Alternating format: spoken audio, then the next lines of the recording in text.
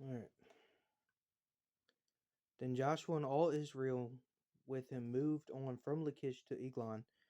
They took up positions against it and attacked it. They captured it the same day and put it to the sword and totally destroyed everyone in it, just as they had done to Lachish.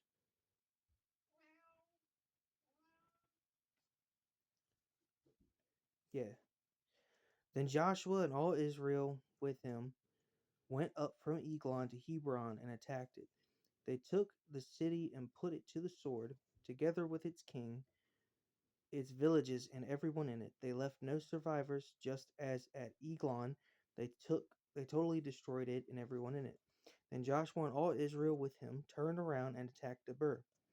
They took the city, its king, and its villages, and put them to the sword. Everyone in it they totally destroyed. They left no survivors. They did to Debir and its king as they had done to Libnah and its king and Hebron. So Joshua subdued the whole region, including the hill country, the Negev, the western foothills, and the mountain slopes, together with all their kings. He left no survivors. He totally destroyed all who breathed, just as the Lord, the God of Israel, had commanded.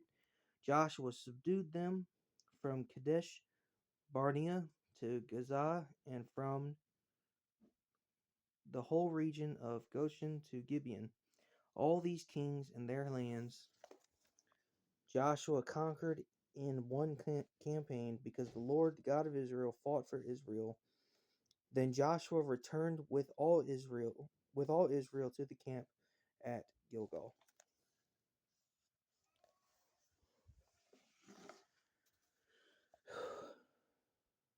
When Jabin, king of Hazor, heard of this, he sent word to Jobab, king of Madon, to the kings of Shimron and Akshaph, and to the northern kings who were in the mountains, in the Arabah south of Kinnereth, in the western foothills, and in Naphoth Dor on the west, to the Canaanites in the east and west, to the Amorites, Hittites, Perizzites, and Jebusites in the hill country, and to the Hivites below Hermon in the region of Mizpah.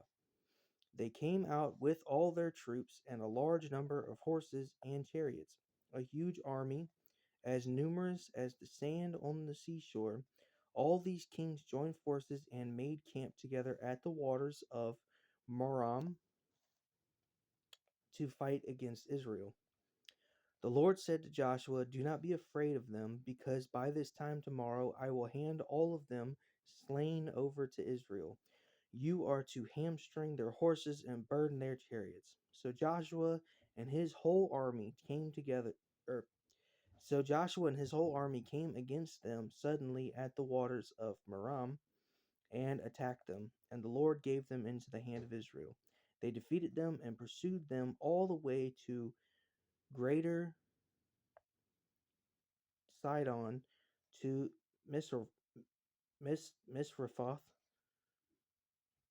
Maim, and to the valley of Mizpah on the east, until no survivors were left. Joshua did to them as the Lord had directed. He hamstrung their horses and burned their chariots. At that time Joshua turned back and captured Hazor and put its king to the sword. Hazor had been the head of all these kingdoms. Everyone in it they put to the sword. They totally destroyed them, not sparing anyone that breathed, and he burned Hazor itself. Joshua took all these royal cities and their kings and put them to the sword. He totally destroyed them, as Moses the servant of the Lord had commanded. Yet Israel did not burn any of the cities built on their mounds except Hazor, which Joshua burned. The Israelites carried off for themselves all the plunder and livestock of their cities, but all the people they put to the sword until they completely destroyed them, not sparing anyone that breathed, as the Lord commanded his servant Moses. So Moses commanded Joshua, and Joshua did it. He left nothing until He left nothing undone of all that the Lord commanded Moses. So Joshua took this entire land, the hill country of all the Negev,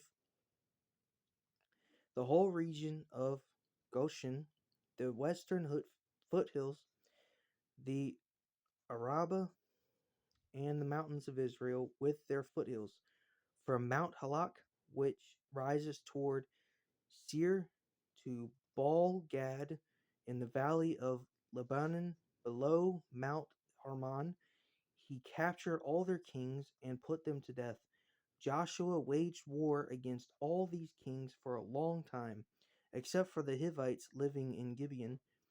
Not one city made a treaty of peace with the Israelites, who took them all in battle. For it was the Lord himself who hardened their hearts to wage war against Israel, so that he might destroy them totally, exterminating them without mercy, as the Lord had commanded Moses. At that time Joshua went and destroyed the Anakites from the hill country, from Hebron, Debir, and Anab, from all the hill country of Judah, and from all the hill country of Israel.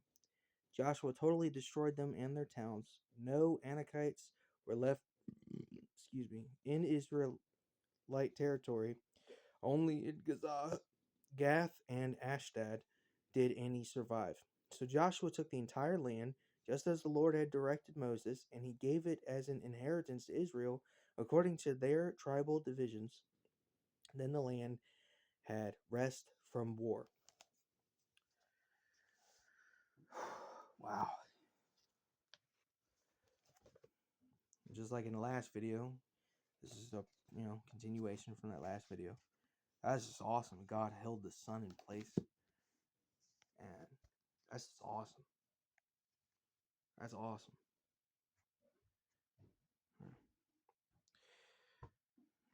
I hope everyone's having an amazing day, week, and all that. Love you all, love to all, and God bless.